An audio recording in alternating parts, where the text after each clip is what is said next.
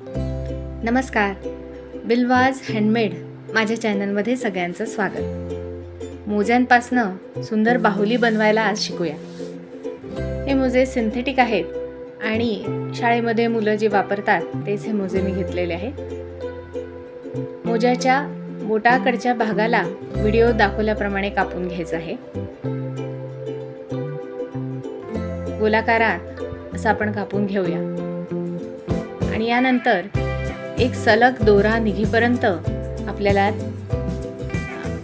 तो भाग मोकळा करून घ्यायचा आहे.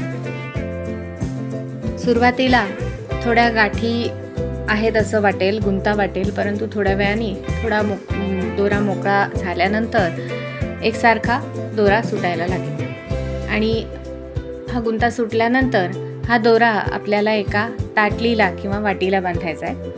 आपल्याला 3 वेगवेगळ्या आकाराच्या स्टीलचे भांडे लागणार आहेत. एक मोठं ताट, त्यानंतर त्याच्या खालोखाल एक ताटली आणि त्याच्या खालोखाल अजून एखादी ताटली किंवा वाटी.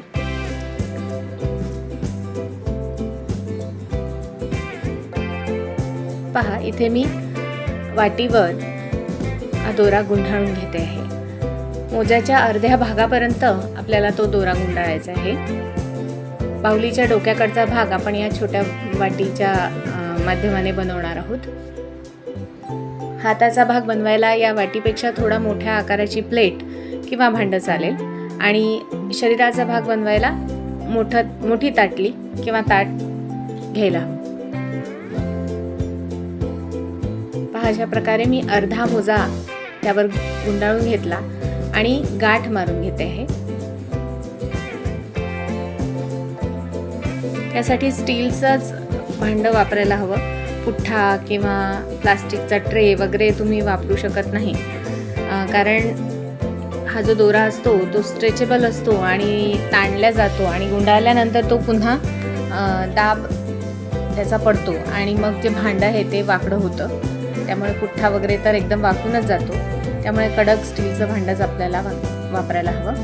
तुम्ही पाहायलाच आता या छोट्या ताटलीवर मी गुंडाळल्यानंतर ती ताटली हळूहळू थोड्या वेळाने वाकडी होते, परंतु हे काढल्यानंतर ती पुन्हा सरळही होते. त्यामुळे चिंता करण्याचं काम नाही.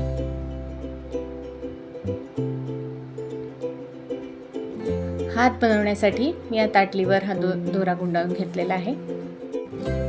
गाठ मारून घ्यायची आहे. पहा, इथे ताटलीला थोडासा बाक आल्यासारखा दिसतोय आणि हे थोड्या मोठ्या ताटलीवर दुसरा मोजा मी तसाच गुंडाळून घेतलेला आहे. दुसरा मोजा मात्र पूर्ण एकाच ताटलीवर गुंडाळून घ्यायचा आहे.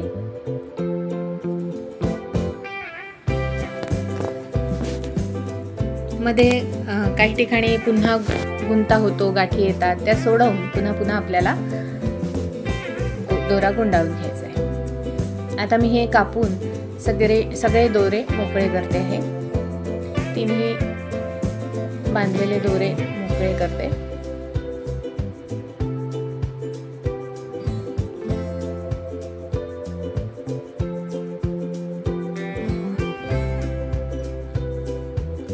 पहा, अगदी पिंजलेल्या कापसासारखं हे दिसायला लागलेलं आहे. आता ताटलीला गुंडाळलेला दोरा आणि छोट्या वाटीवर गुंडाळलेला दोरा हे दोन्ही आपल्याला जोडून धड आणि चेहरा बनवायचा आहे. व्हिडिओ दाखवल्याप्रमाणे हे दोन्ही असे बांधून घ्यायचे.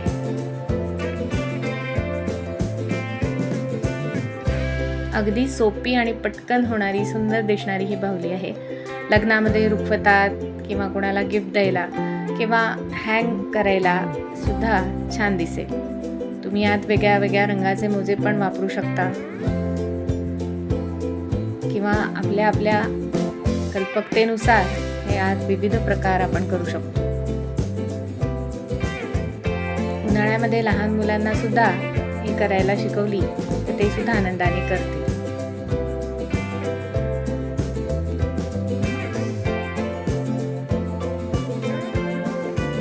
असा हा चेहरा तयार केलेला आहे.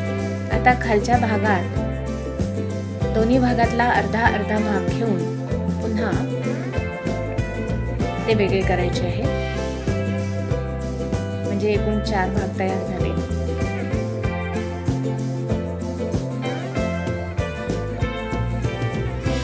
अडकल्यास थोडं मोकळं करून घ्यायचं आणि त्यामध्ये मग बाहुलीचे हात बनवण्यासाठी जी मीडियम साईजची ताटली आपण घेतली होती त्या ताटलीवरचा दोरा आपल्याला दोऱ्याचा गुच्छा तिथे जोडायचा आहे. हे सुद्धा उरलेल्या दोऱ्याने बांधून घ्यायचं. दोरा गुंडाळताना टाईट गुंडाळला तर छान भिजलेल्या कापसासारखं हे दिसतं. थोडा सैल गुंडाळला गेला तर त्याचा लुक खराब होतो. अशा प्रकारे गाठ मारून घ्यायची. बाहुलीला उरलेल्या मोज्याच्या भागाची टोपी तयार केलेली आहे आणि ती घातली आहे. आता बाहुलीला टिकलीचे डोळे आणि ओठ चिटकवूया. याला तुम्ही लेस मणी लावून सुद्धा डेकोरेट करू शकता.